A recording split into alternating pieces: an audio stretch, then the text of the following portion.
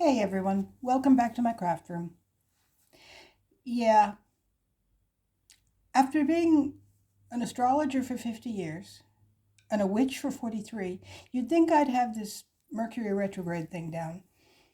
But no, it still catches me.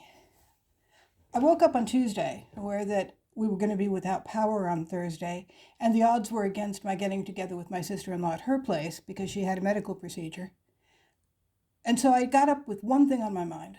My baby brother is about to have a birthday. And I had this idea for this great card, something I saw on Christine Stokes' website. I didn't have most of the supplies, but I figured, well, I don't have the square dies, but I could use rectangles. And I don't have that powder, but I have this other powder. And I don't have that embossing folder, but I have this other embossing folder. I'll give it a go. And so I started putting together the pieces. And no, it didn't work. I ended up with a muddy gray mess. However, in the meanwhile, I heard that the father of my very dear friend had died. I thought, well, okay, I guess I'm making condolence cards. And when I say that her father died, they are an extremely tight family. So I needed a card not only for my friend, but also one for each of her three daughters, because Bumpa had lived with the family before he became too ill to be at home. So losing their Bumpa was a really big deal. Anyway, so talk about that one later. I've been stuck on this particular theme for condolence cards for a while now. This is what I came up with.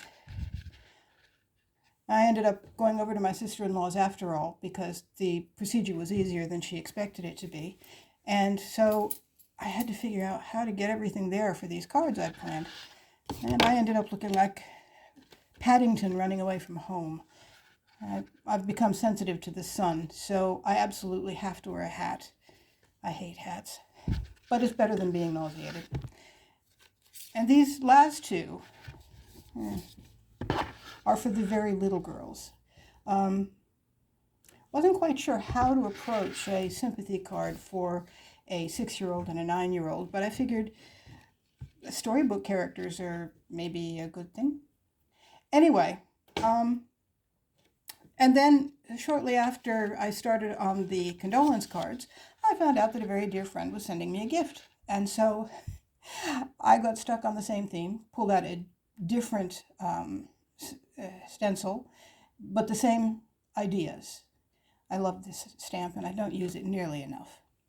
Anyway, so those are the 4 cards I've put together. I still don't know what I'm going to do for my baby brother, but I've also been thinking, I'm not sure that this warm and friendly view of my light box is exactly the right thing. So there's like 4 of you now. This seems like a good time to get experimental. So when I finally get something put together for my brother, perhaps I will try something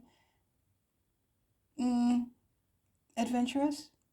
Anyway, thank you for joining me. I'll talk to you soon.